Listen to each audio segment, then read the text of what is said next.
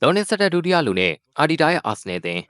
ပရိသတ်များမင်္ဂလာပါကျွန်တော်တို့ရဲ့7 Sport YouTube Channel လေးကနေပရိသတ်တွေကိုကြိုဆိုပါရစေဒီတစ်ခေါက်ပရိသတ်တွေကိုတင်ဆက်ပေးသွားမယ့်အကြောင်းအရာကတော့လောနစ်ဆက်တဲ့ချန်ပီယံစိန်ခေါ်ခွင့်ရှိပြီးကမှချန်ပီယံမဖြစ်ပေဒုတိယလူသားဖြစ်ခဲ့ရတဲ့အာဆနယ်အကြောင်းတင်ဆက်ပေးသွားမှာပါ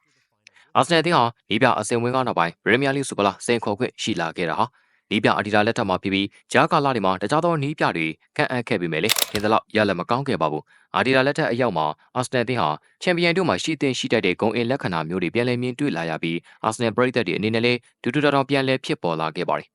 ်ဒါရီယာကောင်းသောအခြေအနေလိုပဲစိုးနိုင်ပေမဲ့ဘလာမန်မီကမှဘလာမရတဲ့အခြေအနေမျိုးဖြစ်လာရပြန်တော့လေဒါမှစိတ်ခံစားချက်တွေထက်ပြင်းထန်ရပြန်ပါတယ်အာဆနယ်အသင်းကလည်းနောက်ဆုံး300ရာသီဇက်တိုင်မှာမန်စီးတီးလီဗာပူးနဲ့ပြိုင်ပရီးမီးယားလိစူပါလာကိုစင်ခေါ်ခွင့်ရရှိခဲ့ပြီးဖလားရဖို့နီးစပ်သောအခြေအနေတခုရောက်ရှိခဲ့ပါတယ်။ဒါပေမဲ့လည်းမန်စီးတီးတင်းကချန်ပီယံနဲ့လီဗာပူးတင်းကချန်ပီယံတင်းနဲ့အာဆနယ်တို့ကပရိသတ်တွေလောင်ပြောင်သလိုမျိုးစီတူလင်းရဲ့ဒုတိယလိုဖြစ်နေပြီးဆုံးခဲ့ရတာပါ။ဒီတော့အာဆနယ်အနေနဲ့ဒီလိုမျိုး300ရာသီဇက်တိုင်မှာချန်ပီယံမဖြစ်ပေနဲ့ဒုတိယလိုဖြစ်ခဲ့တာဘာကြောင့်များလဲပရိသတ်တွေအတွက်တစ်ဆက်ပေးသွားမှာပါ။အာဆနယ်တင်းဟာချန်ပီယံစင်ကွန်ခွင့်ကိုတကယ်ပဲထိုက်ထိုက်တန်တန်ရရှိခဲ့ပြီးအာဆနယ်တို့ကနောက်ဆုံး2ရာသီဇက်တိုင်ရလဒ်တွေဆိုရင်တော့ Big Six ကလပ်တွေလိုမျိုးလုံးဝမရှုံးမဲနဲ့ပြီးခဲ့တဲ့ရာသီက10ပွဲမှာ6ပွဲနိုင်4ပွဲတည်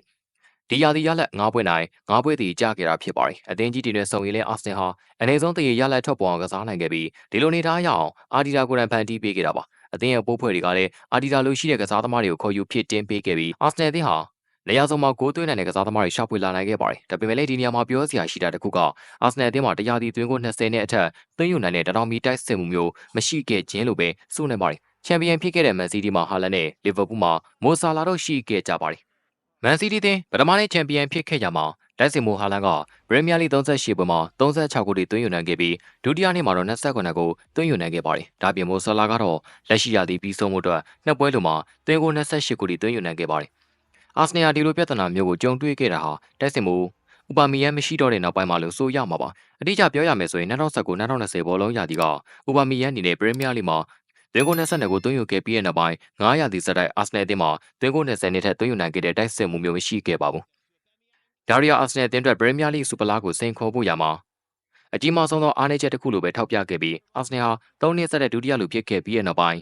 လာမယ့်ရာသီအတွက်တော်တော်မြေတိုက်စစ်မှုတူကိုဈေးကွက်ထဲမှာစတင်ရှာဖွေနေပြီဖြစ်ပါတယ်။အာဆနယ်အသင်းဟာ2020-2023ဘောလုံးရာသီကအဆင့်1နေရာမှာအကျဉ်းကာလများစွာရပ်တည်နိုင်ခဲ့ပြီးအစာကောင်းခဲ့ပေမဲ့အဖျားရှုကနောက်ဆုံး9ပွဲမှာတော့မန်စီးတီးတင်းထံဦးဆောင်ခွင့်ကိုလက်လွတ်ပေးခဲ့ရပါတယ်။ဒါပြင်2023-2024ဘောလုံးရာသီမှာလည်းချန်ပီယံစင်ကုန်ခွင့်ကိုမန်စီးတီးအသင်းနဲ့ပဲထပ်မံအားပြန်ခဲ့ရပြီးပွဲစဉ်36ထိအဆင့်1နေရာမှာဦးဆောင်နိုင်ခဲ့ပေမဲ့နောက်ဆုံး2ပွဲမှာတော့မန်စီးတီးတင်းထံလွှဲပြောင်းခဲ့ရပြန်ပါတယ်။အာဆနယ်အသင်းချန်ပီယံဆုကိုစင်ကုန်ခဲ့တဲ့နောက်ဆုံး3ရာသီမှာဒီရာသီကတော့ပြီးခဲ့တဲ့နေရာသီကထက်ပုံမနီးစပ်ခြင်းမျိုးမရှိခဲ့ပဲပွဲစဉ်18ကနေလက်ရှိချိန်ထိအဆင့်2နေရာမှာရပ်တည်ခဲ့ကြတာပါ။ဒီလိုခြေအနေတွေကိုအာဒီတာရောအာဆနယ်တာဝန်ရှိသူတွေပါမြင်တွေ့ခဲ့ရပြီးရာသီမကုန်ခင်မှာအားကစားဒါရိုက်တာတင်တဲ့လိုအပ်တဲ့ကစားသမားတွေကိုစတင်ပြင်ပထားရှာဖွေလာကြပြီးဖြစ်ပါတယ်။အာဆနယ်ကိုအာဒီတာရောက်ရှိလာတာဟာ900တီကျော်လွန်လာခဲ့ပါပြီ။အဓိကစူပါလာတစ်လုံးမှာရယူပေးနိုင်ခြင်းမရှိသေးပဲပရီးမီးယားလိမှာအဆင့်နဲ့ချန်ပီယံလိမှာဆီမီဖိုင်နယ်စတဲ့အမြင့်ဆုံးအခြေအနေတွေကိုသာအာဒီတာဖန်တီးပေးနိုင်ခဲ့တာပါ။လာမယ့်ရာသီမှာအာဒီတာအတွက်လိုအပ်မဲ့ကစားသမားတွေကိုငွေကြေးများစွာအသုံးပြုကာရှာဖွေပေးနေခဲ့ပြီးလာမယ့်တရားဒီအတွက်အာဒီတာကိုချိန်ပေးသွားအောင်မှာပါဒါပေမဲ့လည်းလာမယ့်ရာသီမှာအာဒီတာအနေနဲ့ဘာမှမလုပ်ပြနိုင်ဘူးဆိုရင်တော့သူ့အတွက်အကောင်းဆုံးသောနည်းလမ်းဟာအာဆနယ်အသင်းကနေထွက်ခွာခြင်းမျိုးလို့ဆိုနိုင်ပြီးအာဆနယ်နဲ့အာဒီတာတို့ရဲ့ဂရီဘာလမ်းခွဲကိုမြင်တွေ့သွားရနိုင်ပါတယ်ဒါကြောင့်အာဒီတာအတွက်လာမယ့်ဘောလုံးရာသီဟာနေမလားတင်မလားဆိုတဲ့နှစ်ခုတည်းကတစ်ခုရွေးရတော့မယ့်ဘောလုံးရာသီတစ်ခုရောက်ရှိလာခဲ့ပါပြီဒီတော့အာဒီတာဟာသူ့ရဲ့နောက်ဆုံးဘောလုံးရာသီတစ်ခုဖြစ်သွားနိုင်တဲ့ခြေအနေတွေကိုအကောင်းဆုံးလှုပ်ဆောင်သွားဖို့အတွက်သူကိုယ်တိုင်ရောအသင်းကပါအကြီးစားပြင်ဆင်မှုတွေပြုလုပ်သွားဖို့အတွက်ရှိနေတယ်လို့နေမေကျော်အားကစားသတင်းထောက်တွေကိုယ်တိုင်တည်ပြုထားခဲ့တာပါအာဆနယ်အသင်းဟာတသင်းလုံးပြုပြင်ပြောင်းလဲဖို့မလိုအပ်ဘဲနဲ့လိုအပ်တဲ့3နေရာလောက်ကိုအကောင်းဆုံးပြင်ဆင်လိုက်မယ်ဆိုရင်အာဆနယ်တို့အနေနဲ့လာမယ့်ရာသီမှာအခြေအနေကောင်းနိုင်ပြီးဒီအတွက်လည်းလက်ရှိဘောလုံးလောကရဲ့ကောင်းပေးညွှန်းပေးဆိုတဲ့ကစားသမားတွေကိုကြီးစိတ်ဝင်စားပြစ်မှတ်ထားနေတာပါအာဆနယ်ရဲ့ပြစ်မှတ်တွေထဲမှာ